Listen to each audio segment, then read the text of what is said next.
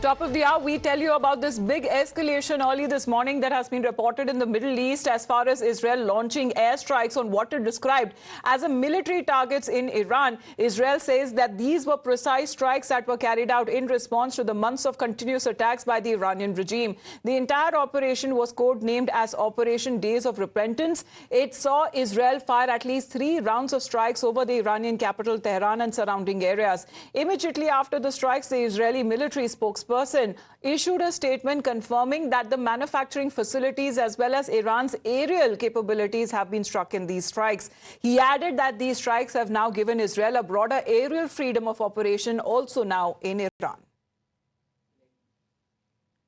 In response to months of continuous attacks from the regime in Iran against the State of Israel, right now, the Israel Defense Forces is conducting precise strikes on military targets in Iran.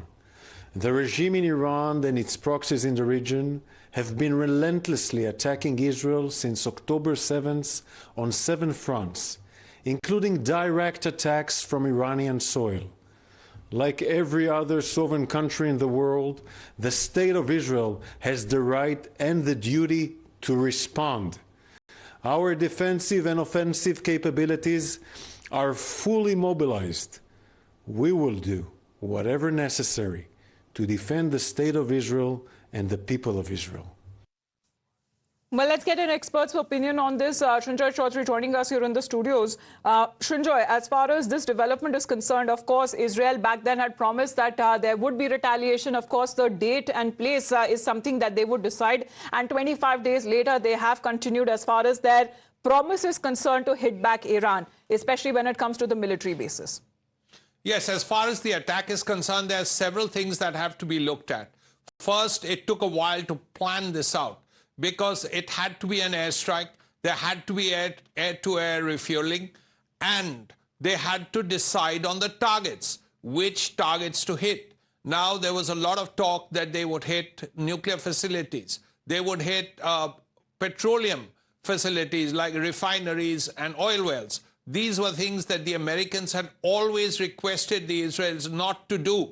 But this time they have struck military facilities. The other issues that Israel would have had to look at is first, how do you blind Iran's air defense capability? And then what are the places you're going to hit? Before you hit a target, you need to know for sure that the things you want to hit are there. So those are things that were looked at. If you're going to look at missile facilities, you have to ensure the missiles are there. So all this would have required intelligence, especially satellite feeds and so on. So after all this, Israel was ready and the strike has happened. Now the question is, what happens now? What does Iran do? Does Iran do anything directly? Does Iran not do something and meanwhile let the Houthis or the Hezbollah or the Hamas do something, whatever's left of the Hamas? Or we just have to see how it all goes, because Iran is also close to Russia. Now, the Russians could bring this up in the UN Security Council or something like that. We don't know what is going to happen now.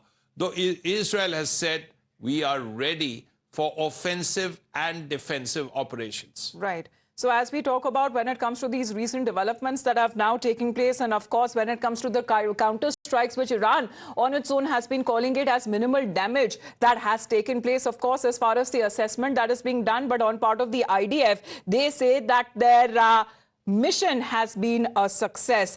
Thank you, Srinjoy, for joining in. Let's, in the meantime, go across to Rishabh as well. And we also have other experts joining us here on the broadcast. We'll quickly introduce them. But Rishabh, how are we looking at when it comes to Israel, when it comes to Iran, and when it comes to the United States assessing and monitoring the situation, the statements on their part respectively, if you can tell us in brief? Well, definitely, United States in a statement has said that they had their planes and frigates in place in case there was retaliation from Iran after the airstrikes were made. And US also confirmed that they were in know-how when the airstrikes by Israel took place in Tehran. As per Israel, they have hit at the missile development facilities, missile manufacturing facilities for that matter, and they say that missiles manufactured in these facilities were used by Iran to attack Israel in the month of April and as latest as in the month of October as well. Remember, on the 1st of October, we saw a barrage of projectile moving toward Israel, though as per Israel, the Iron Dome intercepted 99% of them, and there was no damage that can be reported from various parts of Israel. Today also, Iran says that it was limited damage, but Israel say that the mission was successful. Well, Explosions were definitely as far heard. as when it comes to the reactions and the statements being released on part of the military of the respective countries, and also the United States says it is monitoring the situation. Colonel retired Dr. Rafael George Buknik Chen, who's a senior researcher at the Benin Sadat in the Institute for Strategic Studies, is joining us. Major General Sanjay Meston is also with us, and Professor Madhav Nalapat also joining us here on the broadcast. Colonel Rafael, if you can also tell us, especially when it comes to assessing the situation in the Middle East, for us, West Asia, that has been growing on hours after these strikes, which Israel says has been a tit-for-tat strike on what it had called out as retaliatory strikes on the missile attack that happened on part of Iran on the 1st of October. How are you assessing the situation, sir? Good morning.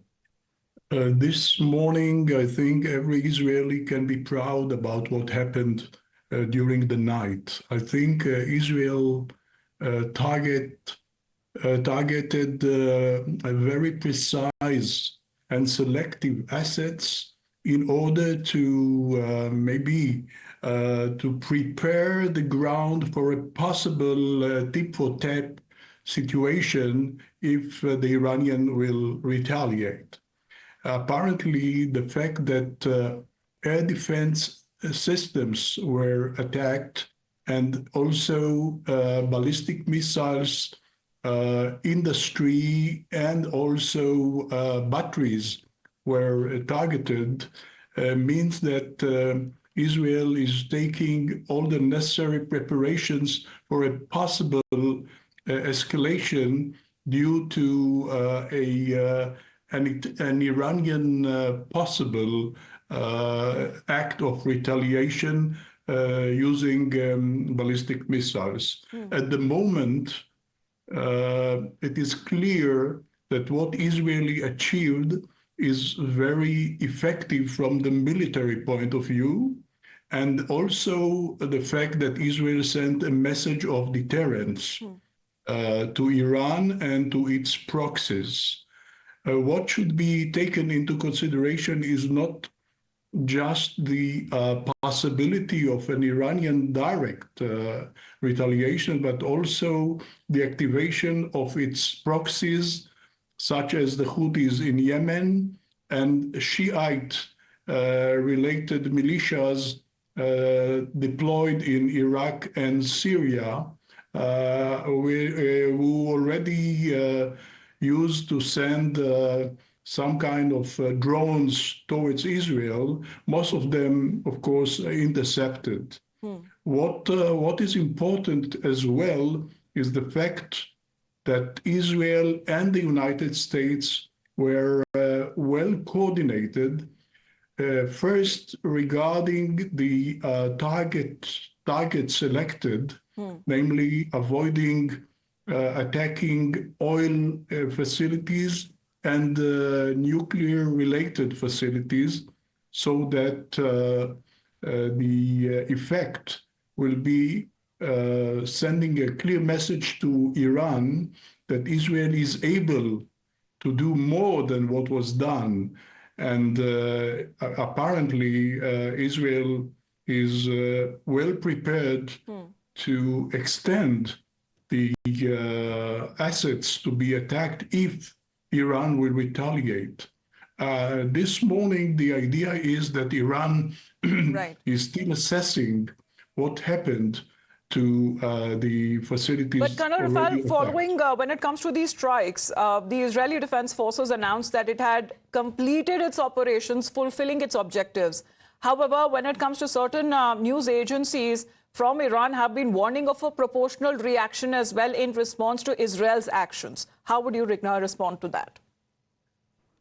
Well, regarding the Israeli, I would say targets to the specific assault that was launched, indeed, Israel did manage to achieve all the targets and all the aims, all the goals of the attack. So now the question is whether Iran will absorb and won't retaliate, or it will decide to retaliate as a manner of retrieving its dignity that was damaged. The current assessment is that we need to take into consideration a possibility of retaliations via launching of several SSMs, ballistic missiles from Iran. However, Israel and the United States are sending clear messages to Iran that a retaliation will cost a lot to Iran, because the Americans are also involved in this. Absolutely, with their troops deployment. also stationed there. But we are looking at a situation which has now led to the escalation as far as the crisis in the Middle East is concerned.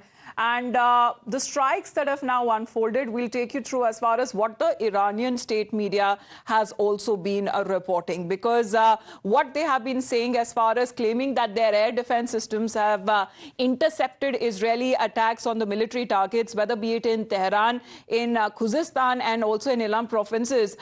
This is, however, what they claim that only limited damage that has been caused on part of the airstrikes or the retaliatory strikes that has been done by Israel or its military. So these are the three provinces that we are looking at as far as that have been hit. Israeli Defense Forces making it clear as far as only military bases in these areas where these missiles were the ones that you were used to fire when it comes to the 1st of October attack. We know over 180 of them ballistic missiles that were fired. However, Iran is now claiming that their air defense system successfully intercepted Israeli attacks on military targets in Tehran, in Ilam, in Khuzestan areas, the provinces there, with only limited damage. That is what is now being said through the Iranian news agencies as well. But if we take a question also with Major General Meston also joining us here on the broadcast, militarily speaking on the terms, as far as even, Iran being a bigger country, but Israel having the edge, if we talk about their air force at least, or even when it comes to the missiles that they have been using in their retaliatory attacks, how do you believe that the situation would pan out with the escalation of the crisis in the Middle East, sir? Very pertinent question, Amita. If you look at the today's scenario, what is a little surprising is that Iran media and Iran's state authorities are downplaying the attacks, stating that nothing much has happened. Most of the missiles were intercepted and there has been very limited damage. Now I'll just take you back. When Prime Minister Netanyahu's residence, some missile or some drone had attacked it, all photographs are shown to everyone. Any attacks in Israel, every photograph is being shown. If there has been no attack, or if there is minor attack in Iran, why nothing is being shown? So the fact of the matter is, Israeli media under the Iranian media and under the Iranian authorities are hiding the factual things. So that is not coming out. Now Iran has got two options. If they are downplaying, so then they are trying to show that nothing much has happened. For whose consumption? For their local consumption and for the international community, as well as their all these axes of resistance, these proxies are concerned. But he has also stated, Khamenei, that they will strike. Now, if they strike, I think then they are going to fall back. They are going to be entrapped. They are falling into a trap. And what is that trap? Prime Minister Netanyahu from day one, firstly, he is the longest serving Prime Minister of Israel.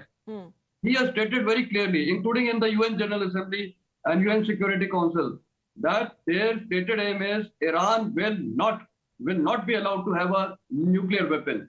So therefore, if now Iran counterattacks, Israel will have the full leeway to go and attack its nuclear facilities, oil refineries, etc. And meanwhile, that time also the US elections will be over.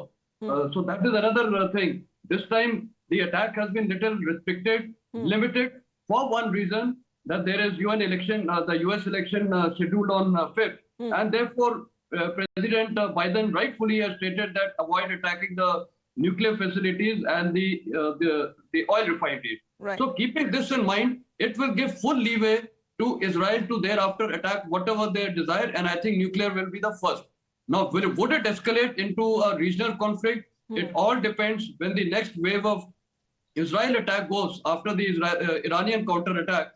If their oil refineries are threatened, possibility exists that the Iranians may also start striking, the oil facilities of Saudi Arabia, Kuwait, and maybe UAE, etc. Now, if that happens, then again the Iran will get result in larger consequences, absolutely. But you mentioned the United States. I believe Professor Nalapat would want to add to that, because here the White House has indicated, sir, that Israel strikes on Iran should now end the direct exchange of fire between the two enemy countries, while warning Tehran of consequences should it respond. What's your take?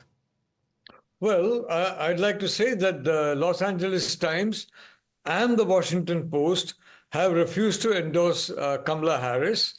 Now, LA Times is in the home state of California, and at least 4 editors have resigned, including, I'm told, the editor of LA Times has done so.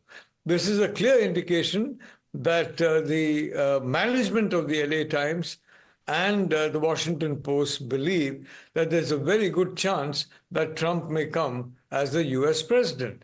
Now, I'd like to say that, yes, the Israeli response was very restrained. There's no question about it.